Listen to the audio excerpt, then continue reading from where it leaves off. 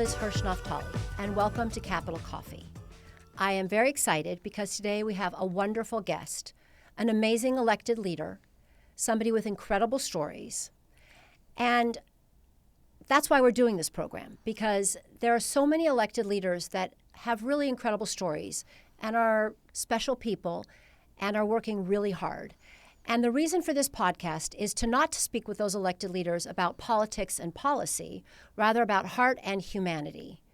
So through this podcast, I really hope that people out in America, across the world, are going to have an opportunity to get to know these amazing leaders. And I think about it from like the perspective of the human genome, which basically says that 99.6% of everybody on this earth, 8 billion plus people, are the same, but the difference is 0.4. And my question is, what is that 0.4% that makes people different? And how can we actually celebrate our differences and not find ways to come apart? So I was thinking about today, and just recently I had an amazing opportunity to speak with Dolores Huerta, who is one of my personal heroes. And she is a civil rights leader, and she is a national American labor leader. In 1962, she and Cesar Chavez started the American Farm Workers. But before that, she was a school teacher, and she saw these little children that would come to school very hungry and without shoes. And she realized this wasn't how it was supposed to be in America. And so through this work and through the work through the United Farm Workers, she really revolutionized the experience. And I think back when I was a little kid and we didn't eat grapes. And my mother said, we cannot eat grapes because of Dolores Huerta and Cesar Chavez and what they are doing for farm workers. Now, while she was doing this, she also had 11 children, which is pretty amazing. And when I saw her the other day, she was 93 years young, looking amazing. And I said, why are you doing this work? What keeps you young? What is your secret? And she said, there is a lot of work to do. And one of her famous expressions is, sí se puede, which means, yes, you can. And today, I am so excited to speak with Wendy Greuel, who is a former LA City Councilwoman, our former LA City Controller. Wendy has been of service and a public servant in Los Angeles for over 40 years. One of the things about Wendy is that she's always there when somebody needs something. She knows that there's a lot that still has to get done.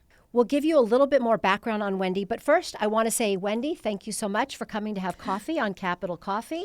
Love having coffee, as you know. I know. I said, Wendy, we're meeting in the afternoon. Can you have coffee? And she's like, I can have coffee all the time. All the time. So thank you and welcome. Welcome. I'm glad to be here. So you are a former council member. You were a city controller. And then you have served on many boards, including LASA, which is the Los Angeles Homeless Services Authority. You've served on the Cube, which is a museum for young kids. You also serve in Cal State University Northridge Nazarian College of Business and Economics. And really, truly, like Dolores Huerta, you are always saying, sí se puede. So thank you so much. I'm going to take you back to the beginning of Wendy time. So you grew up in the San Fernando Valley. And it was a special time, different than it is now. And I would love for you to take us back there. I mean, some people may think of it as like the time of licorice pizza. But tell us what it was like to grow up in the valley, in the San Fernando Valley. It was great. It was not only suburbia. You could ride your bike. Your parents would say, go off, and you would, be gone until it was dark, and then, bring your bike back. It was a great place to be able to grow up. And I think for my parents, we had a family business in the valley, and both my parents worked in the San Fernando Valley. They thought it was, utopia in a way. And for me, it was, and had a wonderful experience in public schools. I jokingly say that I am a Valley girl. The movie that, became famous was after I left the Valley, but I do believe proudly that I was born and raised in the San Fernando Valley. You may have been the influence for that. Maybe. When I was a true blonde. Yes. Tell us a little bit about high school. What was it like to go to high school? And did you have any interesting or awkward moments that you still go, oh my God, I can't believe I did that? Well, yes, there were a few awkward. I won't tell them all. But I did go to John F. Kennedy High School. It was supposed to open in 1972, but because of the earthquake, actually it was supposed to open in 1971, and it opened in 1972. And it was a great campus. It was one of the early sites for busing. Needless to say, there were lots of kind of challenges, but I think also wonderful experiences being there. I enjoyed the diversity of the student body, and it was a place that I was able to do well academically. I was, active I was student body president, and I was a cheerleader, and some of my closest friends are still my best friends from when I was in high school. I love a cheerleader and student body president. I You were already a Renaissance woman back then. I tried, but it was really a great campus. It had great teachers. So let me talk a little bit about teachers and a little bit about high school, because first, I would love to hear about a special teacher, but I also would like to pair it with when you were in high school, you were on a youth council for then Mayor Tom Bradley. And then you went to work for Tom Bradley as an intern in college, and then you went to work in his office. And we can talk a little bit, and I'd love for you to share about Tom Bradley, because he was a very unique leader in Los Angeles' history, and I think in our country's history.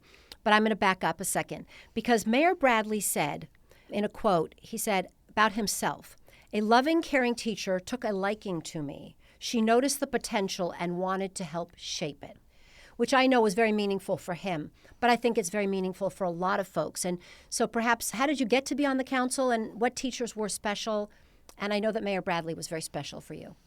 He was. And, the reason I was able to go on the Mayor's Youth Council is the vice principal of Kennedy High School nominated me for an award. And then I met Tom Bradley, and there was this youth council, and I applied for it. And that vice principal saw something in me that thought, you should be part of this. And I had an extraordinary, math teacher. I had a history teacher. And a few years ago, I was lucky enough to be on the Wall of Fame and saw some of my old teachers. One or two of them actually was still teaching. Amazing. But those that had retired and still, though, believed in that school, because it was, for many years, there were not many high schools built. Yes. And for like 30 years, it was the last high school built in Los Angeles. And you're on the Wall of Fame. I am on the Wall of Fame. Very cool. Yes. I think the only woman. I don't know, maybe after it they've added a woman or two, but it was mostly celebrities and athletes. So I felt very proud of that. I'm going to skip ahead, but can you just talk a little bit about Tom Bradley and what he meant to you as a leader and to our city? We'll come back. I want to come back to family, but since we're on that was really part of your education. It is who I am because of Tom Bradley. And when I met him, look, we lived in the San Fernando Valley. And at that time, as we talked about, you didn't kind of go outside of the valley. And here I was going downtown as this internship, and I met this wonderful mayor, and he was unique. And I think the way not only did I conduct myself before I was an elected official and working for people, but even when I was an elected official, he was a role model, because he was one of those people that got his energy from doing the right thing. He got his energy from meeting people. And I used to say I went to work for him because every day I knew I could make a difference in someone's life, whether that was getting a stop sign in a neighborhood, whether that was helping build a homeless shelter in a particular neighborhood. And he was way, before his time. And, he was the first African-American mayor of a major city, the second largest city in the country. And I always, wish I was a really good writer and I could write a book about him, because there's never been a really good book or a really good movie. There's been a great documentary, but he really broke barriers. And a lot of people are where they are because of what he was able to do. And for me, he believed in young people. I was just, 21 years old when I started working for him. Yeah. And he was a visionary, because a lot that I think we have now is because of what he did. Absolutely. The metro, a vibrant downtown, the fact that we have an international airport, the fact that he never forgot about the San Fernando Valley, which is a really important piece of leading the city. Yeah. I'm going to switch back a little bit now and go to family. So you have a husband, Dean, and he is a very supportive husband. And I know there's some funny stories about when you first met, but could you tell us a little bit about having a strong husband, but also having a husband that's really a supporter of a woman with an amazing career and in the public eye? Well, as you know, I met him while I was running for office. And I think if you are doing your dating as you're walking precincts and he's helping you raise money, that's a true commitment. I love to tell a story about my mom, who was a true inspiration for me and was so supportive. But she did tell me when I decided to run for office that I was never going to get married or have any children. I was 40 and single, and it was all over. And so luckily I was able to, meet my husband, Dean. And the thing I like about him is not only is he supportive of me, but he's not a shrinking violet. He is his own person. Mm-hmm. And I think he supports me, but he's part of me, and he encourages me and he pushes me. Even till this day, that kind of partnership is so unique, and I really value that we have that kind of relationship. And I tell young women, wait for the right one. That is so important. And even though it was a long time, I found him. And he was worth the wait. He was worth the wait. Now, he was not so sure about the fact that he was going to have to live in the San Fernando Valley, because he lived on the west side, came from St. Louis, and he was kind of like, I don't know about the Valley. But now he is the biggest proponent of the San Fernando Valley. Yeah. And together you have a beautiful adult son, Thomas. And what is the hardest part? And because you also weren't elected and you were raising a child while working, what is the hardest part of being a parent? And what is the most rewarding part about being a parent? Well, it's the best thing in the world. And I always wanted to have children. And my friends would always say, you're working too hard. And I said, just because I work hard doesn't mean I couldn't be a good parent. Right. So, look, it was challenging to be able to have a child within my first year of being in elective office. It was one of those things that you were either criticized. For me, if I didn't come back soon enough to the city council after having my child, I'd be a bad council member. If I came back too soon, I'd be a bad mom. Yeah. And so for my son, he knew no different being born into this, profession, I guess you'd say, of being a politician. Going on the weekends, we went to events and we went to different places. And I think he is who he is because we took him to churches all over Los Angeles and to synagogues and to events, and he listened and I think has patience and can talk to anybody now because of that. And I think that we have taught him also that the important role you play is to give back. Your parents taught you that same thing. This is not just about what's in it for you. It's about being part of a community. And so I think that he has learned a lot, and I will tell you that I've talked to a lot of politicians, women who are running for office or have a child run office or before. And I met a congresswoman recently who ran when she had an 8-month-old, and you could tell she was choked up about it, wondering, how her kid was going to turn out. And I said, I have a 20-year-old, and 99% of the time he's pretty good, but he turned out okay. And in fact, wonderfully. I think he's who he is because of being an elected official. Yeah, I appreciate all that. But the most important thing in your family we haven't discussed him, is Cooper. Is Cooper, yes. So I know that Cooper pretty much rules the roost. Could you just tell us a little bit about Cooper and Cooper's relationship with everyone? Yes, well, Cooper's our dog. After the mayor's race, I had told my son, win or lose, you get a dog. And so we were at a local rescue place right near Arts Deli in the Valley, and we went in, and my husband had grown up with big dogs, standard poodles, and I was like, I think we need to get a smaller dog for our house. And he was like, small dogs don't have personalities. And we went in, the dog jumped up on me, it was all over. And of course, it's now been just over 10 years that we've had this dog. And of course, who is he closest to? My husband. And even though I'm the one who picked him out, of course, when I reach over to talk to my husband, touch him, my dog barks at me, or I guess it would be his dog in that moment. When he leaves, he cries. So he's a big part of our family. And I think everyone, when you can have a pet that's part of your family, pretty special. Very cool. What is the worst advice you've ever received and the best advice you've ever received?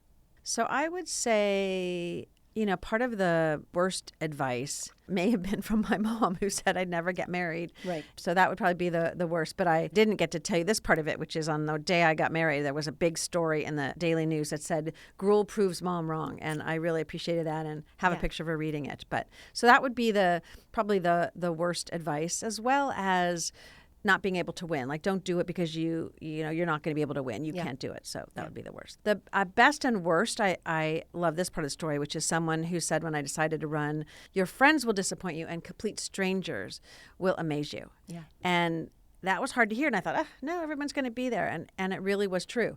And there were complete strangers who walked precincts and made phone calls for me I had never known. And then there were some friends who just, that wasn't in their DNA. And that's hard when you're running for something and you're so public about it. Yeah. And I'm going to say something, which is also know that you don't always win in politics. And I've spoken with many leaders who have history of losing, winning, losing. And I think that one of the pieces that I really respect greatly about you is that after being a city controller, you did run for mayor. You did run for other offices. And it didn't work out, but you never stopped keeping yourself in the game, and you went right away and supported the other people that won those elections.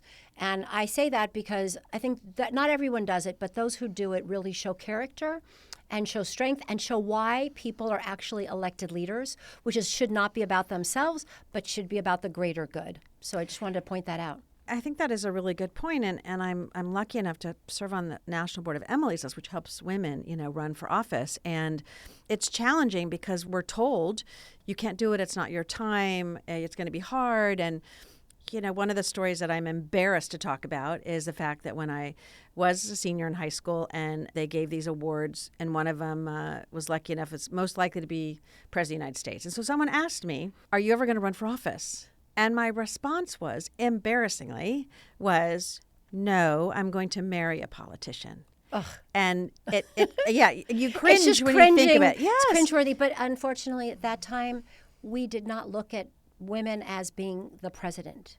It's changed. No, there weren't that many elected officials. There weren't those role models. And that's why it's so important to be in a position and say to people, one, here's what happens. Here's the truth. Here's how you balance things. If you win, pick yourself back up. If you lose, still be active. I mean, people say to me, "You're still involved and engaged." I was like, "Well, I didn't." And making a difference. Well, thank you. But I didn't die. I just lost a race. So here's why we give back. We didn't run just to be the elected. You ran because you wanted to make a difference. Yeah. And, Shirley Chisholm said, if they don't give you a seat at the table, bring a folding chair. And that's kind of got to be the philosophy for a lot of people that are running, and it's not always gonna be easy, but you just still kind of bring yourself to the table. Absolutely. Who is the biggest cheerleader in your life when things get down? My husband. Yeah. My husband. Okay, if you all could go anywhere, you and your husband, Dean, could go anywhere in the world, where would that be? Oh, it has to be safari. We have not been on one. He wanted to do it for a honeymoon. I nixed that idea. I wanted a relaxing honeymoon. Right. So that is on our to-do list. Okay. What is your favorite meal? Just going to ask some random questions just so people can get to know you. You mean the kind of food to eat? What kind of food? What would be if you had to pick one meal, what would it be? Burger and fries. Okay, that's sorry, simple. I know. Yeah, I love it. But that, a good burger and fries. If I could eat that every day, I would. But I can't. No. And what is your favorite music? Wow. Well, Elton John is my favorite. So my first concert was at Dodger Stadium when he came, that infamous concert, and I saw his last concert at Dodger Stadium recently. So I like a little bit of everything. My husband's a classical, enthusiast and plays the violin, and so we do a lot of things with classical music. But I like the kind of days of Elton John. I love that. Speaking of the Dodgers, so I know you're a big Dodger fan. I don't think everyone else in your family is a Dodger fan. How does that work, and what team do they support? They are not. I still have my Dodger bonnet from when I was 4, just saying. But my husband is from St. Louis, and he early on influenced my child to be a Cardinal fan. And so when he was young and we went to a Dodger Cardinal game at Dodger Stadium, my son wanted to wear Cardinal gear. And I said, can't do that. I'm an elected official. So you can wear a Dodger hat and a Cardinal shirt so you could see your little, And, of course, Senator, then council member Alex Padilla, was throwing the first pitch. And he texted me from there near the mound and telling me, is your son wearing a Cardinal shirt? I thought I might have gotten away with it, but I did not. But we're a mixed family. Well, first I want to tell you that mixed is fine and good, but the fact that then Councilmember Padilla could see it was pretty impressive. Exactly. Pretty impressive. I'm not sure if it says a lot about his intelligence or just his passion for the Dodgers. So now we're going to do a very quick round of a game called Kiss, Marry, Trash. Some people know it with much greater language, but stronger language. But it's basically, I'm going to give you 3 things, and you get to rate them as what you would kiss, what you would marry, what you would trash. Okay. You can comment, or you can just straight say them and see how it goes. So if you were going to take a vacation, would you want to go to the ocean, the desert, mountains? How do you rate those? I would say kiss ocean, marry the desert, trash the mountains. Okay. And if you were going to go out for a fun family, ping pong, miniature golf, bowling. Bowling, miniature golf, ping pong. So trash would be the ping pong. Okay. If you were going to relax, what would you do? Netflix, reading, meditating? Netflix would be kiss, Mary would be book, and trashing the meditation. Okay. But Mary, the book and Netflix are kind of close. But okay, good. Breakfast, lunch, dinner? Breakfast. Breakfast would be first. Dinner would be second. Lunch would be third. Got it. Okay, this is a really hard one. Pasta, fusilli, penne, spaghetti. Oh, fusilli, penne, trash the spaghetti. Okay, I still like you. Sports. Messy. This is going to be a hard one. Basketball, hockey, football. Hockey, definitely kiss. Number one. Second would be football, and then basketball would be trash. Okay. We won't tell anybody in the basketball world anything further. I love the Kings. I like LA Kings, so I'm a big hockey fan. I know. Okay. This is my last question, and this is what I've asked people at the end of each conversation. What is your definition of joy? What brings you joy? And how does joy spread? If somebody has joy, how do they spread it with others? My definition of joy is helping others. I know that may sound, kind of corny, but there's no better joy than on a Christmas morning when my husband and son and I get up and we go to LA Family Housing and we make breakfast for all of the residents of the facility. And seeing the joy on their face, seeing the lessons that my son has been learning since he was little, and serving and helping, and realizing that we are very blessed to be who we are. Yes. That brings me amazing joy. And when I'm involved, as you know, and I'm a joiner and all these different things on nonprofit boards and others, it is about that helping people. So that brings me complete joy. And it could be it's just someone I helped on the street. It doesn't have to be acknowledged by anyone or anything. It's just that seeing that person appreciate it. And your personal fulfillment. And my personal fulfillment. You mean joy more than that? What makes me feel good? No, I'm saying you have a personal fulfillment from doing that. Absolutely. Absolutely. I mean, I can remember those times where I was there helping somebody, and that's what I like to do every single day. Yeah. Well, thank you. In the spirit of all you've done and you continue to do for everyone, and thinking about Dolores Huerta, and just knowing that you are both women that are making changes and will always be there, and in many ways planting seeds that other people will benefit from the shade that those trees provide. I just want to say thank you. And si se puede, you will continue, because yes, you can. Yes, we all can. And thank you so much for being here. Hi, it's Liz. Please join me every Tuesday for coffee to talk about heart and humanity with our elected leaders. Ciao.